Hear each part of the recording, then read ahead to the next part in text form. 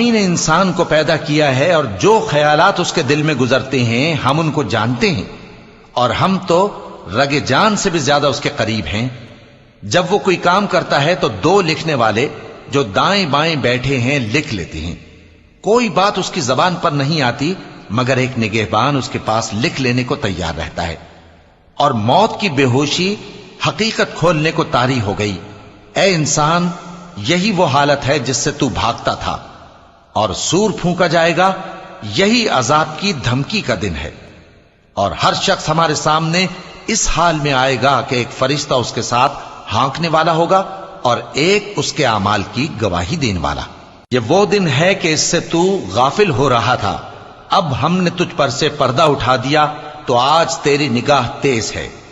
اور اس کا ہم نشیں فرشتہ کہے گا کہ یہ اعمال نامہ میرے پاس تیار ہے۔ حکم ہوگا کہ ہر سرکش